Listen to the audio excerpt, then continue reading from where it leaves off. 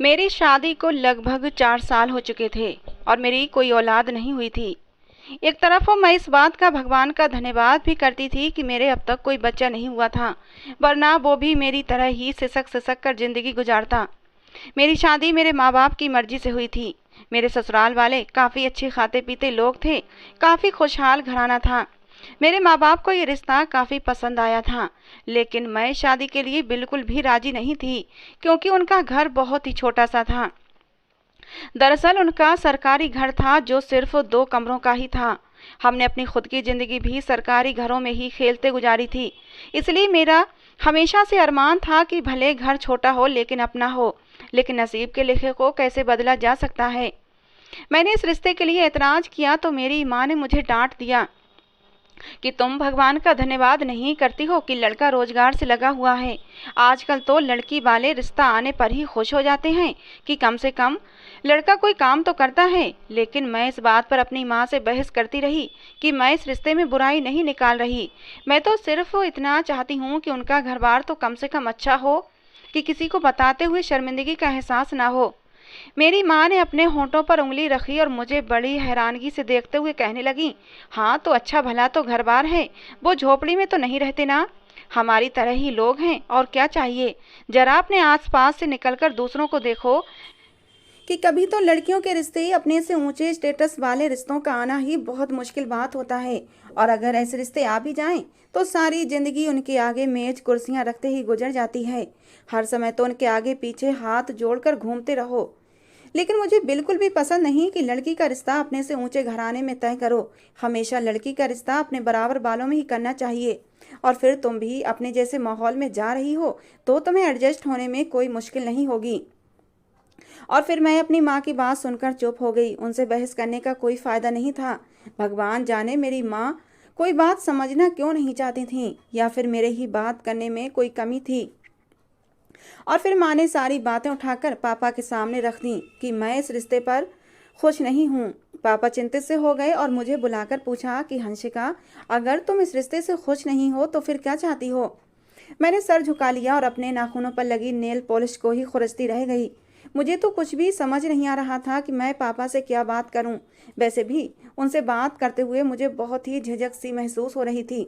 और फिर ये टॉपिक ही कुछ ऐसा था कि इस पर आखिर मैं कहती भी तो क्या कहती। हालांकि मैं सब कुछ अपनी माँ को बता चुकी थी और मेरे पास इस बात पर और कुछ करने के लिए बचा ही नहीं था। और मैं जानती थी पापा की बात माँ से अलग नहीं होगी। लेकिन जब पापा बोले तो मैं बड़ी हैरान हुई थी। पापा ने पूछा, क्या तुम्हें कोई और पसंद है। ये बात हमारे जैसे माहौल में बहुत ही गलत समझी जाती थी। शुरू से ही हमारी परवरिश हमारे माँ बाप ने ऐसी नहीं की थी और ना ही हमारे खानदान की लड़कियों ने कभी लव मैरिज की थी। फिर मेरे लिए तो ये सोचना ही गलत था। और इस बात पर मैं हैरान भी हो रही थी कि मेरा बाप खुद अपने मुंह से अपनी बेटी से उसकी पसंद का पूछ रहा था, क्योंकि हमारे खानदान में कभी किसी लड़की से उसकी पसंद के बारे में नहीं पूछा गया था। बस बड़ों ने जहाँ रिश्ता तय कर दिया वहाँ रिश्ता हो गया और शादी भी हो गई। मेरा सर थोड़ा सा और झुक गया था तो पापा को लगा शायद किसी लड़के का चक्कर है। तो वो एकदम से सांस खींचकर बोले, देखो हंसिका, बात सिर्फ इतनी सी है कि अगर तुम्हारी कोई पसंद है तो हमें अभी से बता दो। हमने अभी इस रिश्ते के लिए हाँ नहीं की है और ना ही हम तुमसे कोई ज़बरदस्ती करेंगे। और अगर तुम्हें कोई पसंद नहीं है तो फिर ये सबसे अच्छा रिश्ता है। हम किसी भी सूरत इसे छोड़ नहीं सकते। उन लोगों ने हमें 1 हफ्ते का टाइम दिया है और तुम अच्छे से सोच लो और फिर जो भी तुम्हारा फैसला हो मुझे बता देना। ये कहकर पापा उठकर चले गए, लेकिन मैं माँ पर नाराज हो गई। मैं कहने लगी, क्या ज़रूरत थी पापा से बात करने की। आपका मेरा मामला था, हम दोनों ही इसको तय कर लेते।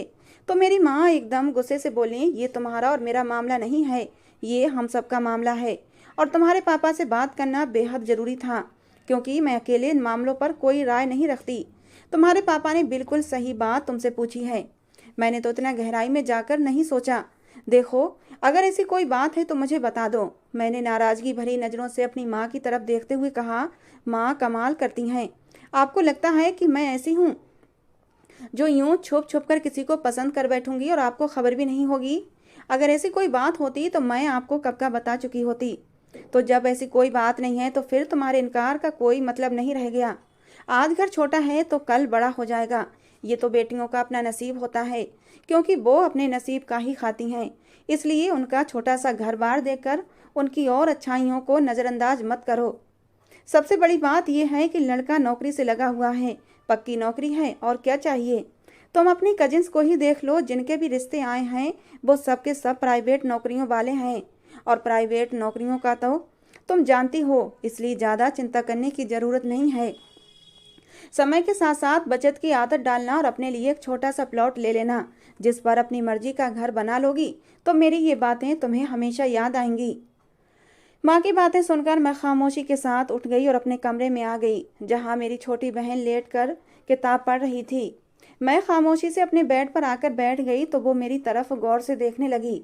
क्या हुआ, तुम्हारा चेहरा क्यों उतरा हुआ है, सब ठीक तो है। वो मेरे करीब आ गई, कहने लगी, सच कहूँ तो मुझे भी माँ का ये फैसला अच्छा नहीं लगा। आपने उनके घर को देखा है, हमारे घर से भी छोटा है, बिल्कुल सिंगल क्वार्टर की तरह। किचन बरामदे में है, जिसे किचन कह ही नहीं सकते। बस किचन के नाम पर एक स्लैब डालकर चूल्हा रख दिया गया है, बाकी सारा सामान इधर उधर फैला बिखरा पड़ा रहता है। हर चीज खुली हुई है।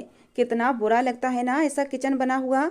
ऊपर से उनकी बेटी का शो ऑफ देखो कि वो उसे ओपन एयर किचन कहते हुए नहीं थक रही थी। और उनकी डेकोरेशन का सेंस देखो, दोनों कमरे इस तरह से सजे हुए थे जैसे कोई म्यूजियम हो। सच में बहुत घुटन का एहसास हो रहा था। मैं तो कहती हूँ इनकार कर दो, नहीं तो सारी जिंदगी जलते कुड़ती रहोगी। भला ये भी कोई जिंदगी है कि इंसान अपनी मर्जी से रह भी ना सके। न जाने क्यों उसकी बातें सुनकर मेरी आंखों में आंसू आ गए थे। वो मेरे दिल की ही तो बात कर रही थी, लेकिन जो बातें माँ बोल रही थी वो भी गलत नहीं थी। मेरी उम्र 25 साल से ऊपर हो चुकी थी और ख़ानदान की सब लड़कियों की शादियाँ हो चुकी थीं, लेकिन हमारे घर अब तक कोई ढंग का रिश्ता नहीं आया था। तो अब मेरी माँ चिंतित होने लगी थी और उनकी चिंता दिन ब दिन बढ़ती ही जा रही थी।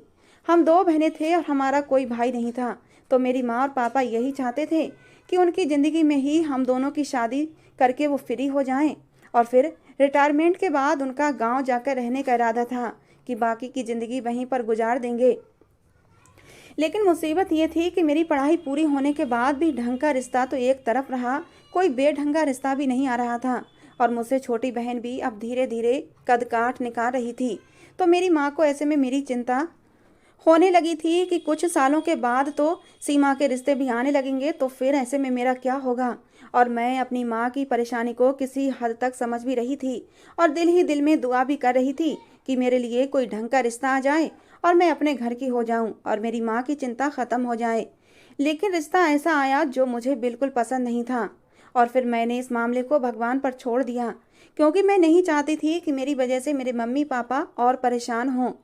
और दूसरा, इस रिश्ते में जो सबसे अच्छी बात मेरे सामने आई वो मुझे लगा कि लड़का कम से कम काम से तो लगा हुआ है, वरना आजकल तो ना जाने कितने बेरोजगार घूम रहे हैं। और दूसरी बात, मेरी सास ने दहेज लेने से मना कर दिया था, और एक बार नहीं बल्कि बार बार मना किया था। और इस बात का रीज़न ये बताया था कि हमारा घर बहुत छोटा है, इसलिए दहेज का सामान रखने की जगह नहीं निकल सकेगी।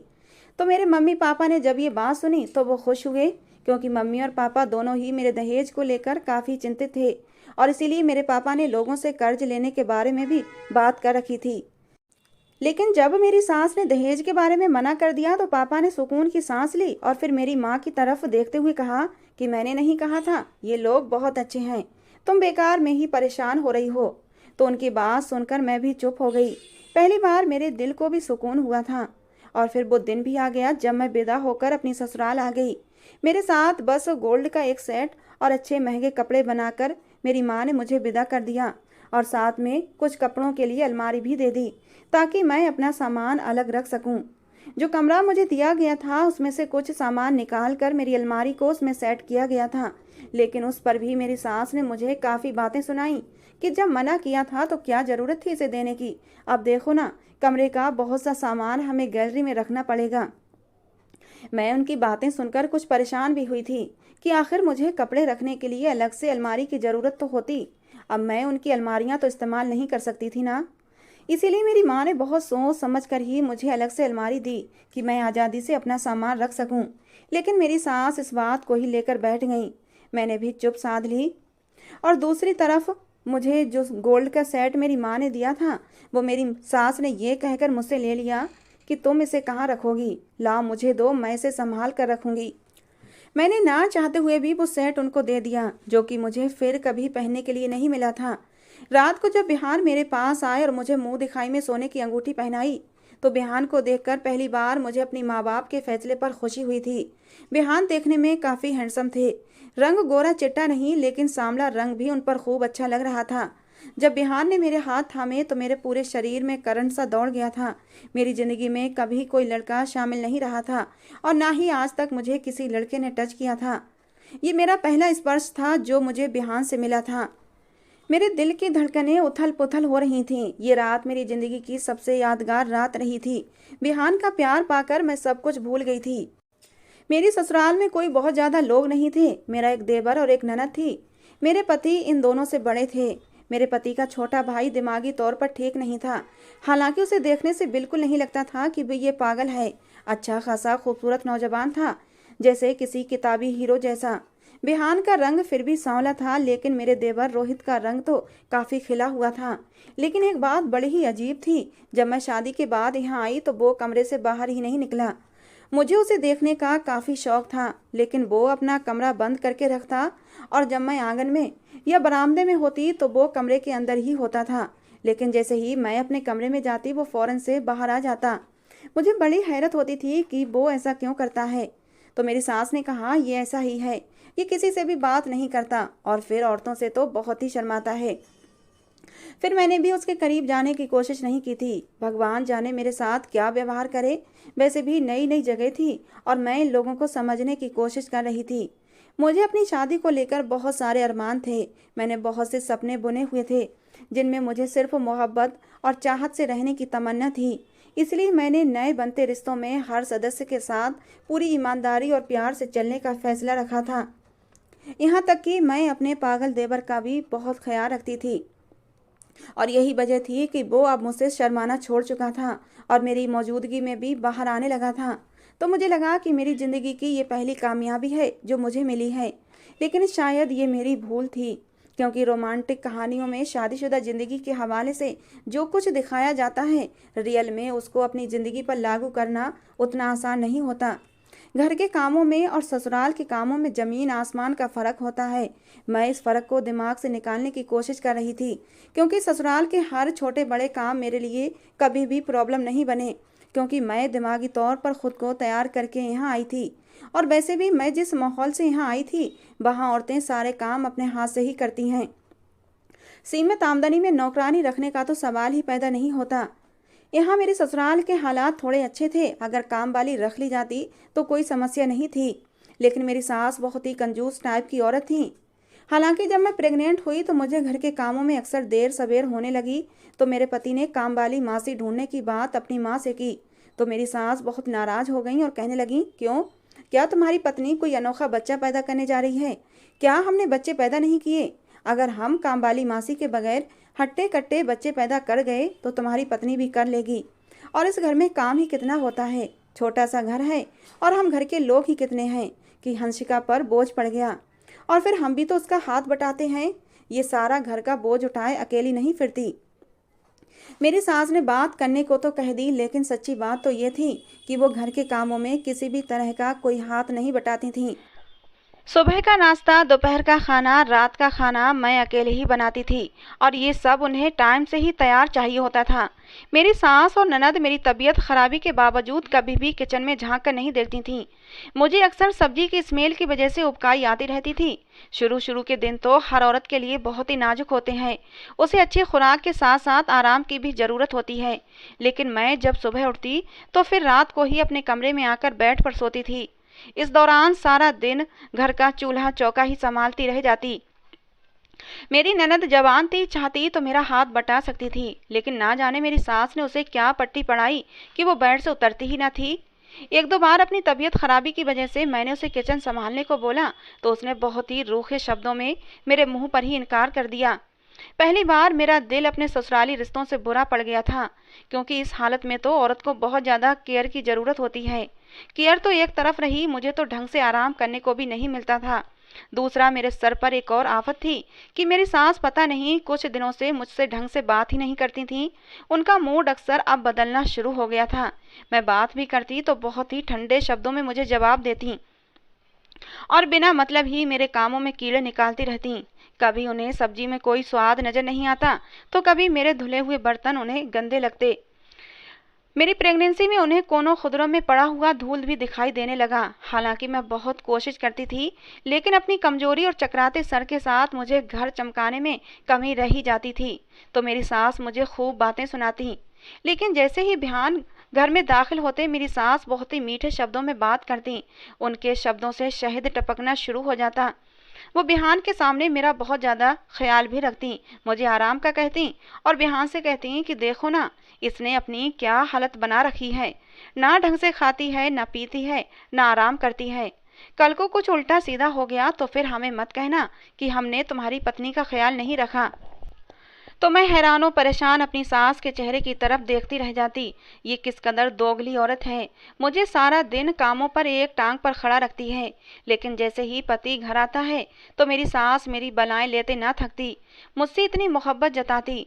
क्योंकि इस चालबाजी पर मेरा दिल फिर खून के आंसू रोने लगता।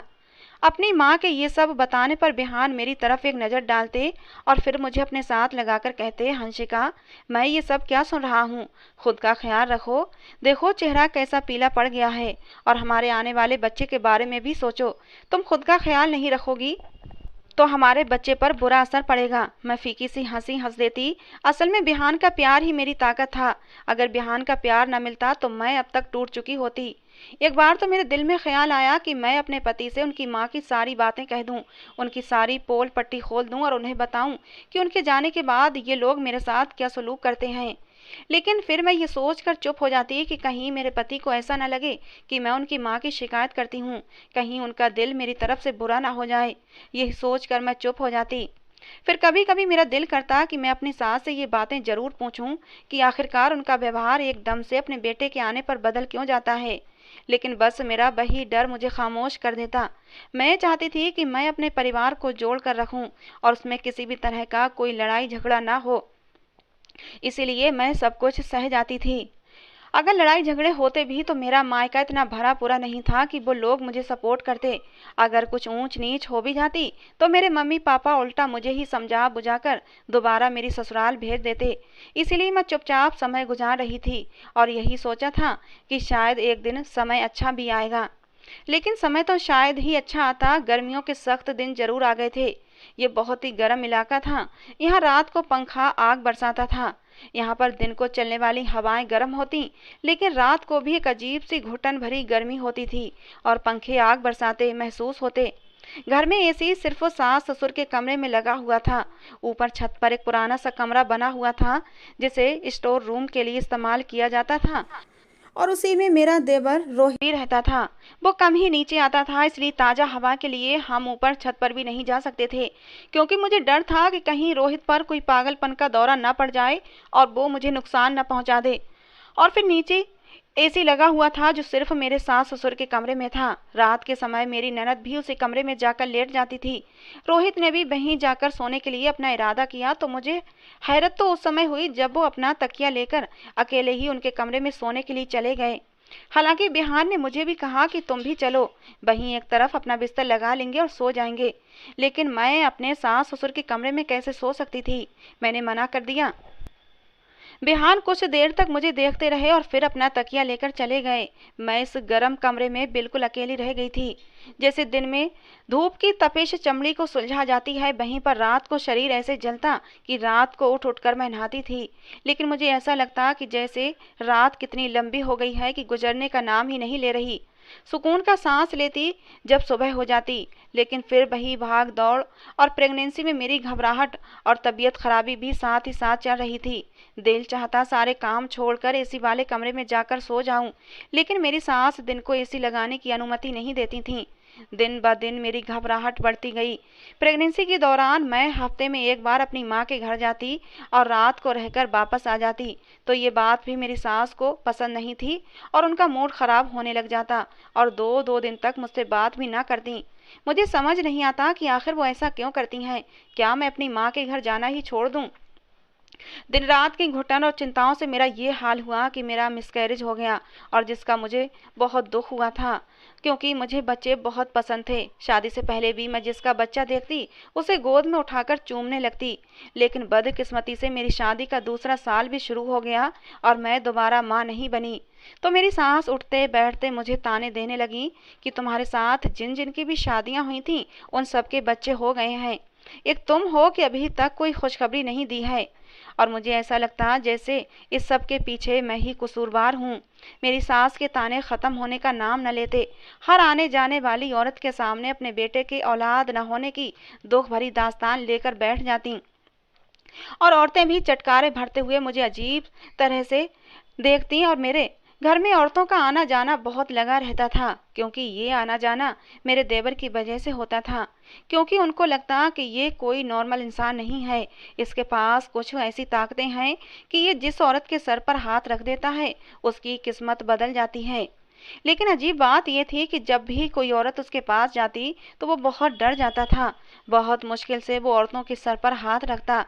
कई बार मेरे दिल में भी ये बात आई कि मैं अपने सर पर भी हाथ रखवा लूं, ताकि मेरी किस्मत भी खुल जाए और औलाद का जो दुख है, जो कमी मेरी ज़िंदगी में आई है, वो हमेशा हमेशा के लिए ख़त्म हो जाए। लेकिन ना जाने क्यों मुझे ऐसा लगता कि जैसे मैं भगवान के कामों में कमी निकाल रही हूँ। यह गलत है। बच्चे देने का काम तो भगवान का होता है, अगर वो चाहे तो दे, ना चाहे तो ना दे। लेकिन ना जाने क्यों मुझे अपनी छोटी बहन का ख्याल बार बार आता। मेरी बहन के लिए, रिश्तों के लिए मेरी माँ परेशान थी। सीमा अपनी पढ़ाई पूरी कर चुकी थी, लेकिन कोई ढंग का रिश्ता उसके लिए नहीं आ रहा था। वो कई बार मेरे सामने सीमा के रिश्ते की बात कर चुकी थीं। ऐसा नहीं था कि सीमा के लिए रिश्ते नहीं आते थे, बल्कि जो रिश्ते आते वो दोबारा पलटकर जवाब नहीं देते। तो ऐसे में मेरी माँ बहुत परेशान थी। लेकिन मेरी परेशानी मेरी माँ से थोड़ी अलग थी। मैं चाहती थी कि मेरी बहन की शादी किसी अमीर घर में हो, उसे मेरी तरह घुट घुट कर जिंदगी न गुजारनी पड़े, जहाँ उसका अपना एक कमरा हो और उसमें जिंदगी के सारे आराम मौजूद हों, और एक काम वाली हो जो उसका हाथ बटाए। मेरे दिमाग में ऐसी बहुत सी खिचड़ियाँ पकती रहती थीं, और मैंने माँ को साफ कह दिया कि सिर्फ लड़के की नौकरी ना देखें, बल्कि पूरा घर बार देखें कि वो लोग कैसे रहते हैं, तभी उसकी शादी करें। मेरी बात सुनकर मेरी माँ परेशान हो जाती। मैं जानती थी कि वो शुगर की मरीज हैं, इसलिए उनसे खुलकर मैं कोई बात नहीं करती थी, अपनी कोई भी परेशानी उन्हें नहीं बताती थी। लेकिन मेरी बातों को सुनकर वो अक्सर मेरी बातों की तह तक पहुँच जाती थीं, और अब वो मेरी तरफ से बेहद परेशान रहने लगी थीं। इसलिए मैंने अपनी माँ को और परेशान नहीं करना चाहती थी, और अपनी परेशानियाँ अपने तक ही रखती थी, और इसी उम्मीद पर ज़िंदगी गुजार रही थी कि शायद मेरे हालात बेहतर हो जाएं। अचानक यूं ही एक दिन बैठे बैठे मुझे ख्याल आया कि क्यों ना मैं अपनी छोटी बहन को अपने देवर के पास लेकर आऊं, शायद उसका नसीब बदल जाए। ना जाने क्यों ये सब कुछ सोचते हुए मुझे बिल्कुल भी ख्याल ना आया कि ये सब गलत है। बच्चों का देना ना देना और फिर शादी ब्याह के मामले भी भगवान के हाथ में ही होते हैं, वही जोड़ियां बनाता है। इंसान का उस पर कोई बस नहीं चलता।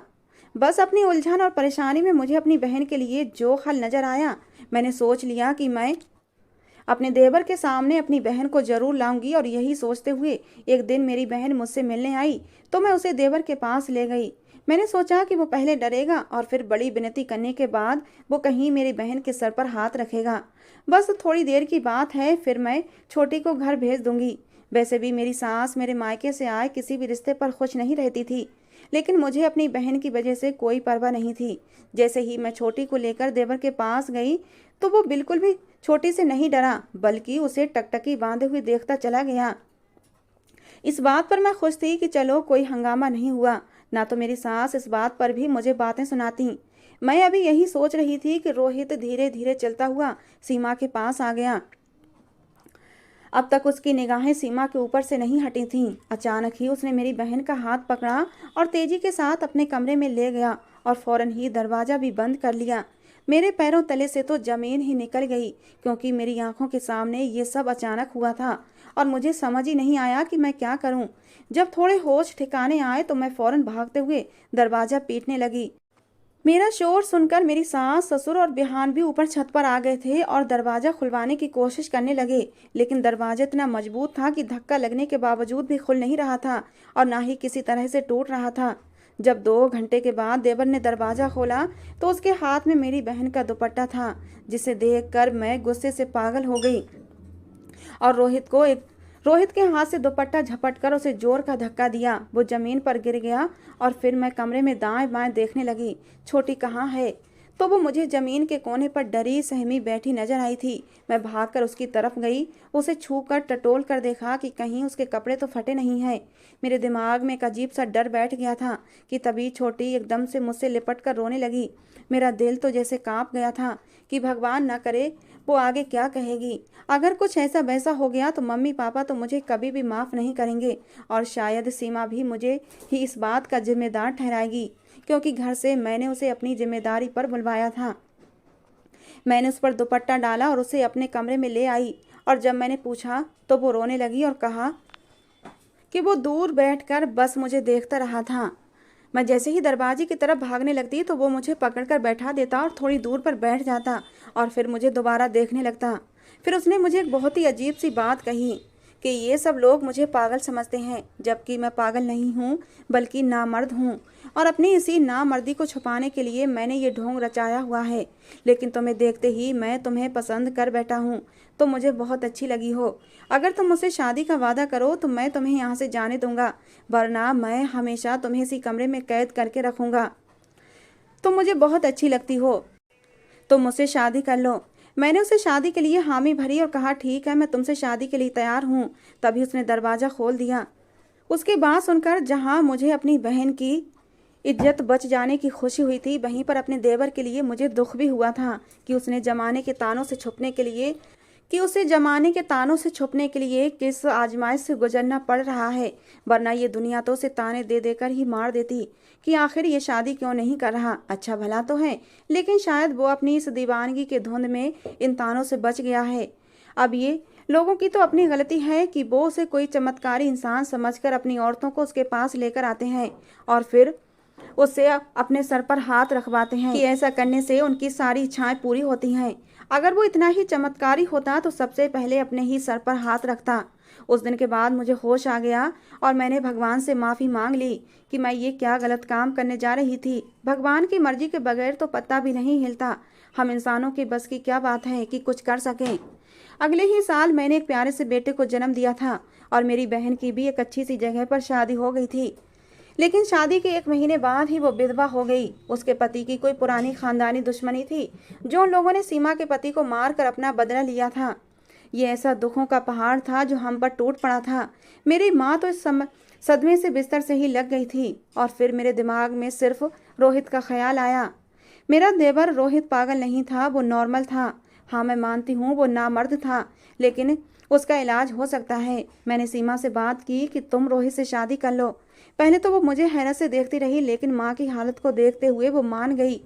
मैंने माँ से भी बात की तो मेरी माँ कहने लगी, हंसिका तुम पागल हो गई हो, तुम्हारा देवर पागल है। मैंने माँ को सारी बात बता दी। फिर कुछ सोचते हुए मेरी माँ भी इस रिश्ते के लिए मान गई। मैंने जब बिहान से इस रिश्ते की बात की तो बिहान ने भी वही बात की कि रोहित पागल है और फिर मैंने बिहान को भी सच्चाई बता दी। बिहान बहुत हैरान हुआ और उसे अपने भाई के बारे में ये सब सुनकर दुख भी हुआ था और फिर हम सब ने मिलकर सीमा रोहित की शादी कर दी। रोहित इतना खुश था कि उसकी खुशी देखने लायक थी। जो भी उसे देखता दांतों तले उंगली दबा रहा था, क्योंकि सभी लोग उसे पागल समझते थे और इस समय वो बिल्कुल भी पागल नहीं लग रहा था। और फिर बिहान ने मुझ पर एक और खुलासा किया। जब बिहान ने बताया कि उसने 3 कमरों का फ्लैट खरीद लिया है। मैं तो हैरत से उसे देखती रह गई थी। मैंने कहा, ये तुमने कैसे किया? बिहान ने बताया, मुझे सब पता था कि मेरी माँ और बहन तुम्हारे साथ क्या सलूक करती हैं, लेकिन फिर भी तुमने उफ तक नहीं की, चुपचाप सब कुछ बर्दाश्त करती रही। मैं तुम्हें इस नर्क से निकालना चाहता था, तुम्हें और अपने बच्चे को एक अच्छी ज़िंदगी देना चाहता था। मैंने अपने फंड के पैसों से और कुछ लोन लेकर फ्लैट खरीद लिया है। गांव की कुछ ज़मीनें बेचकर मेरे पति ने रोहित को इलाज के लिए बाहर भेज दिया और जब 6 महीने के बाद रोहित और सीमा विदेश से आए थे तो रोहित बिल्कुल ठीक हो चुका था, बल्कि सीमा तो रोहित के साथ बहुत खुश लग रही थी। मैं, बिहार, रोहित और सीमा अब उसी फ्लैट में रहने लगे हैं। मेरे सास, ससुर और ननद पुराने वाले घर में रहते हैं। हम दोनों बहनें भगवान का जितना धन्यवाद करें कम है कि हमें इतने प्यार करने वाले पति मिले थे। अगर हम अपने सारे मामले भगवान पर छोड़ दें तो हमारे लिए भगवान कभी बुरा नहीं करता। तो दोस्तों ये थी आज की हमारी कहानी। आपको कैसी लगी ज़रूर बताना। पसंद आई हो तो प्लीज़ लाइक करना। रोज़ एक नई कहानी सुनने के लिए हमारे चैनल को भी सब्सक्राइब करना। कहानी को अंत तक सुनने के लिए आप लोगों का बहुत बहुत धन्यवाद दोस्तों। मिलते हैं अगली किसी नई कहानी के साथ।